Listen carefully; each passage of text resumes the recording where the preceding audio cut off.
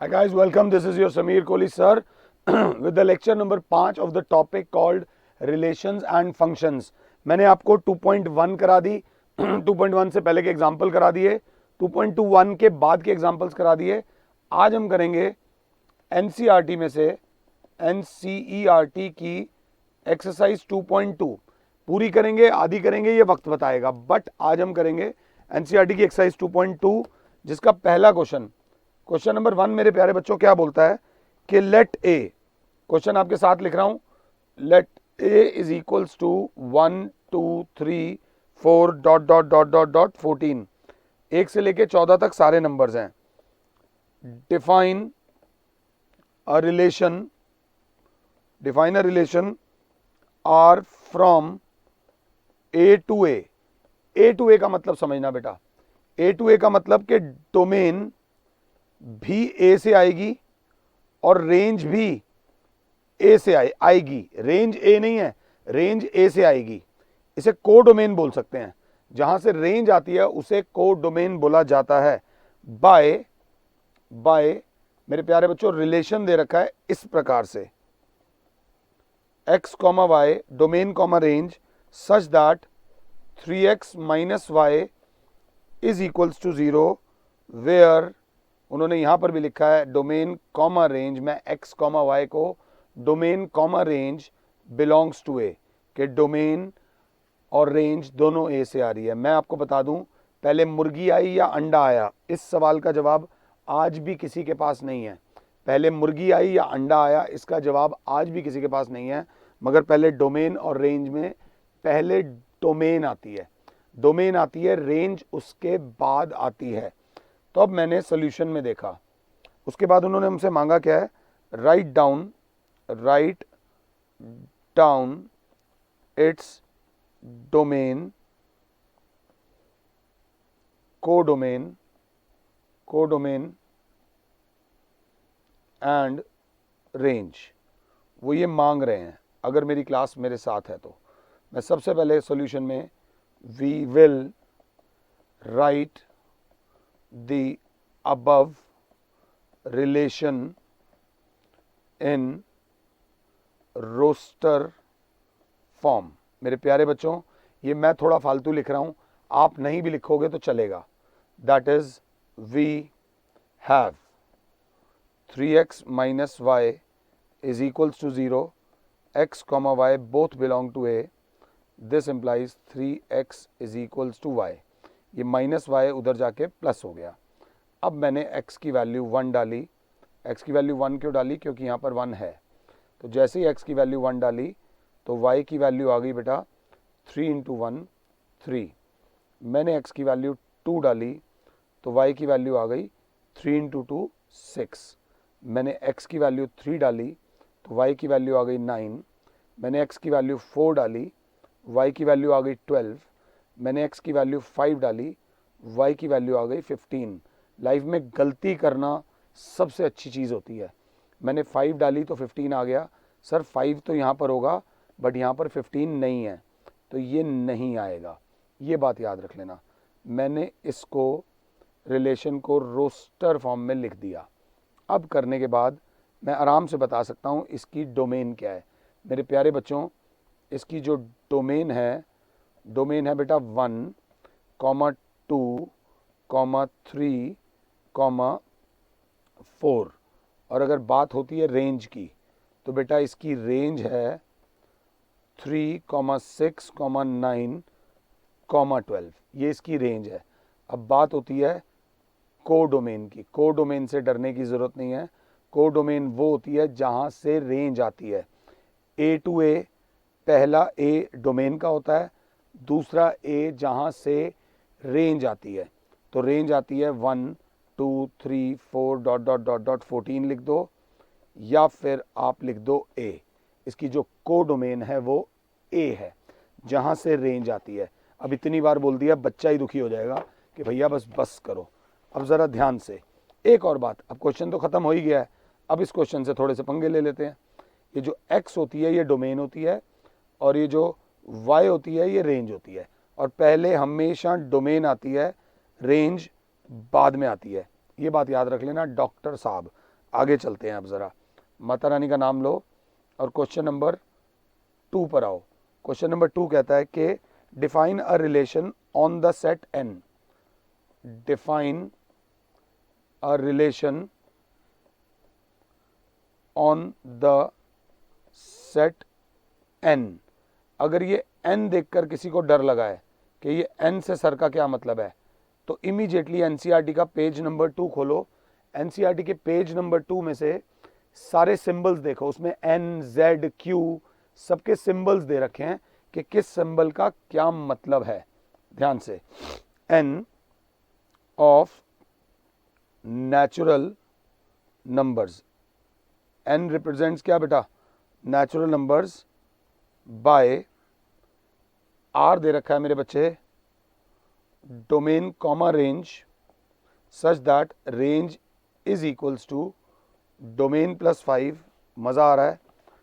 And यहाँ दे रखा है x is a natural number less than 4 और x comma y belongs to natural numbers.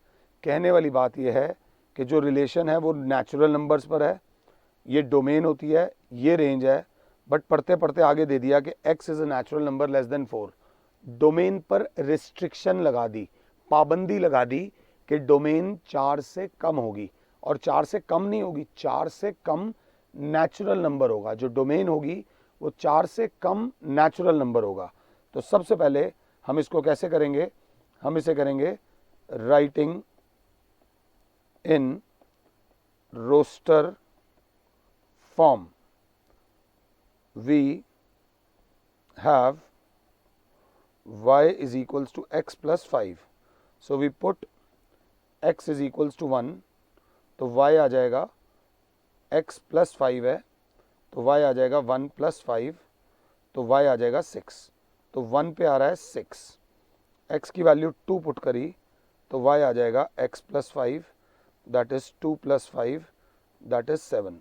तो 2 पे आ रहा है 7, x की वैल्यू पुट करी 3 तो y है x plus 5 that is 3 plus 5, y बराबर आ रहा है 8।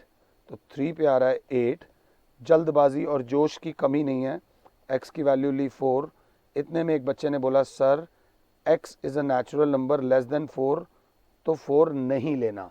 आपको ये ज़रूर पता होना चाहिए कि कहाँ पर रुक जाना है। ये बन गया हमारा रिलेशन 1,6, 2,7 और 3,8। अब वो क्या कह रहा है?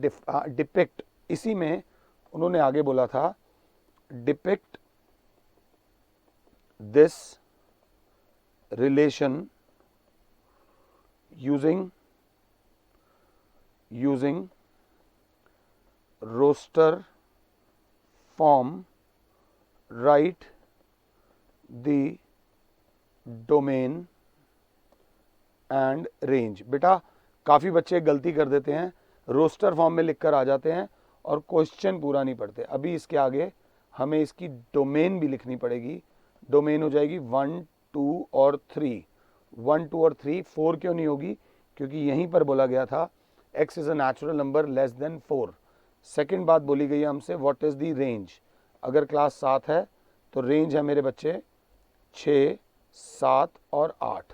ये इसकी डोमेन हो गई, ये इसकी रेंज हो गई। This is question number 2 for you.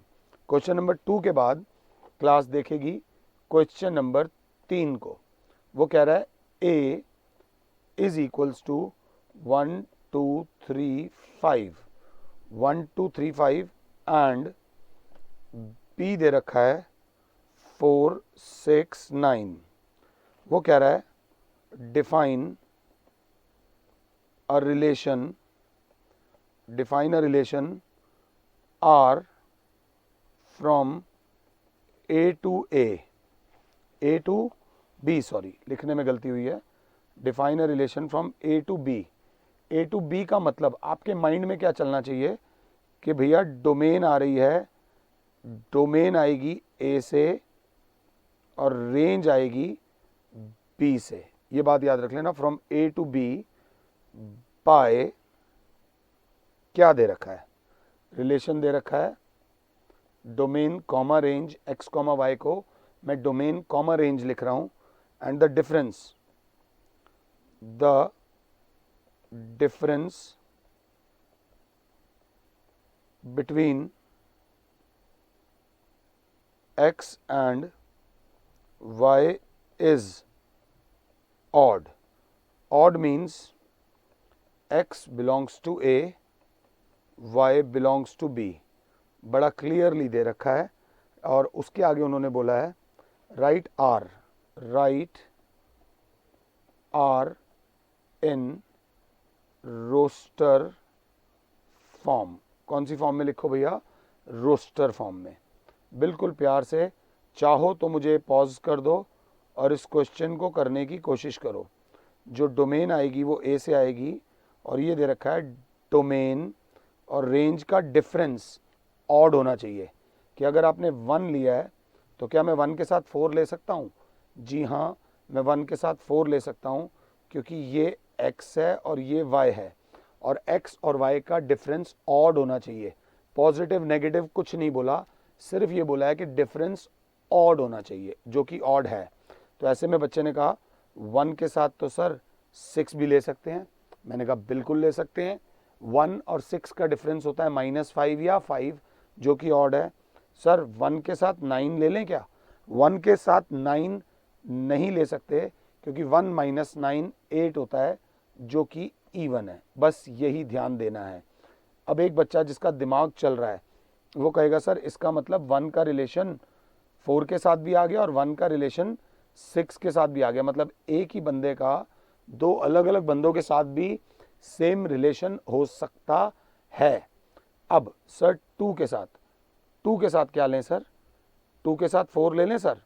नहीं सर, 2 और 4 इवन होता है। 2 के साथ 6 ले लें सर? नहीं।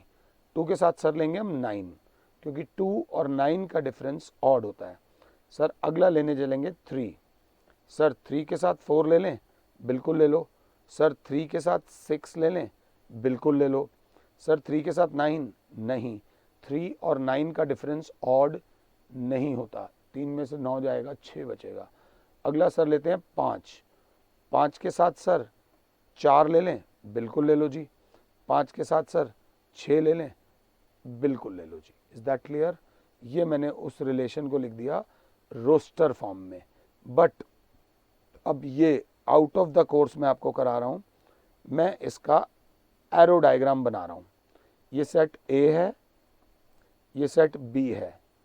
ए के अंदर है 1 2 3 5 और बी के अंदर है 4 6 9।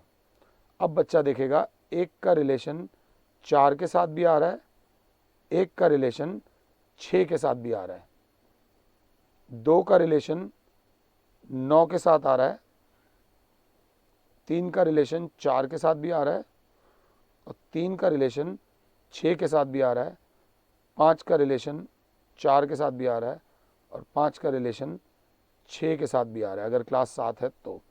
इससे ये पता चलता है कि एक के साथ एक का रिलेशन भी हो सकता है जैसे कि यहाँ वाला केस था, और एक ही के साथ 2 का भी रिलेशन हो सकता है। ये हमसे मांगा नहीं गया था, ये मैं आपको अगली एक्सरसाइजेस की तैयारी करा रहा हूँ। ये अगली एक्सरसाइजेस की तैयारी करा रहा हूँ। Now let's move on to question number 4 मेरे यार। 1 2 3 4 गणपति की जय जयकार। क्वेश्चन नंबर 4 बोल रहा है the figure 2.7 the figure 2.7 shows relationship between the sets P and Q.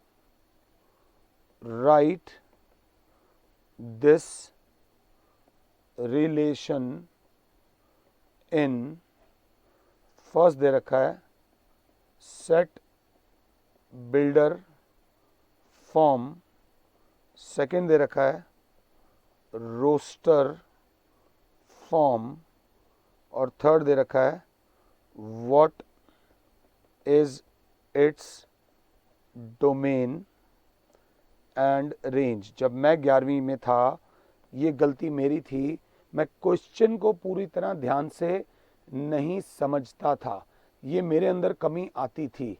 तो आई होप तुम इसको ध्यान से देखोगे। यहाँ पर एक सेट दे रखा है P, यहाँ पर एक सेट दे रखा है Q, और यहाँ 5 का रिलेशन दे रखा है 3 के साथ एरो, 6 का रिलेशन दे रखा है 4 के साथ एरो, और 7 का रिलेशन दे रखा है 5 के साथ एरो। उन्होंने अच्छे तरीके से लिखा है, ज़्यादा मुश्किल वाला रिलेशन हमें नहीं दिया। अगर अब आपको इसका सोल्यूशन करना है, आप चाहो तो मुझे पॉज कर सकते हो और खुद से पीछे वाले क्वेश्चन से मदद ले लो। पीछे वाले सोल्यूशन से मदद मत लेना, क्वेश्चन में जो लैंग्वेज लिखी गई है वही लैंग्वेज आप यहां पर उतार दो। तो हम यहां क्या लिखेंगे, define a relation R from P to Q। इतना तो लिख ही देंगे कि डोमेन P से आ रही है और रेंज Q से आ रही है, सच दैट, ये R लिखा हुआ है इस फॉर्म में, x, y, एंड अब देखें क्या सर, ये डोमेन जो है ना वो रेंज से 2 बड़ी है। ये जो 6 है ये 4 से 2 बड़ा है, और ये जो 7 है ये 5 से 2 बड़ा है। ये डोमेन वाली वैल्यू रेंज वाली वैल्यू से 2 बड़ी है। तो सर आप इसको ऐसे लिख दो, x -2 is equals to y, और यहाँ साइड में लिख दो x belongs to P and y belongs to Q। मेरे ख्याल से इसके अलावा कुछ और नहीं लिखना। ये मजाक मजाक में, मस्ती मस्ती में हमने उस रिलेशन को किस फॉर्म में लिख दिया बेटा, सेट बिल्डर फॉर्म में। अब हमसे बोला जा रहा है write it in roster form. Roster form तो उन्होंने दे रखी है, 5 के साथ 3 आ रहा है, 6 के साथ 4 आ रहा है, और 7 के साथ 5 आ रहा है। ये करने के बाद हमसे उन्होंने पूछा व्हाट इज इट्स डोमेन। अगर क्लास 7 है तो डोमेन आपको दिख ही रही है, क्या क्या है इसमें, 5, 6 और 7 इसकी डोमेन है। और अगर वो पूछता है व्हाट इज द रेंज, तो मेरी क्लास देख ले, रेंज आ रही है 3, 4, 5, 3, 4 और 5 उसकी रेंज है। Keep it simple, keep it handy. ये करने के बाद अगर क्लास मेरे साथ है तो हम आते हैं क्वेश्चन नंबर 5 पे। क्वेश्चन नंबर 5 कहता है कि let a is equals to 1, 2, 3, 4, 5, 6। देखो गलती कर गया, जोश जोश में 5 भी लिख गया, जबकि उन्होंने 5 नहीं दे रखा था। ये जो मैं गलतियां कर रहा हूं ये तुम मत करना। 1, 2, 3, 4, 6। एक स्मार्टेस्ट बंदा वो होता है जो दूसरे की गलतियों से सीखे। एक स्मार्ट बंदा वो होता है जो अपनी गलतियों से सीखे। एक बेवकूफ़ आदमी वो होता है जो कुछ करता ही नहीं, गलती ही नहीं करता, ना सही करता ना गलत करता, खाली बैठे बैठे जिंदगी बिता देता है। That should not happen please. अगला, let R be a relation, let R be a relation, let R be a relation on A defined by, ऐसे दे रखा है, domain comma range, and domain comma range belongs to A, कि domain भी ए से आएगी, range भी ए से आएगी आगे। और ये दिया हुआ है B is exactly divisible by A. जो इसको ऐसे पढ़ेगा वो फंस जाएगा। B is exactly divisible by A जो पढ़ेगा वो फंसेगा ही फंसेगा।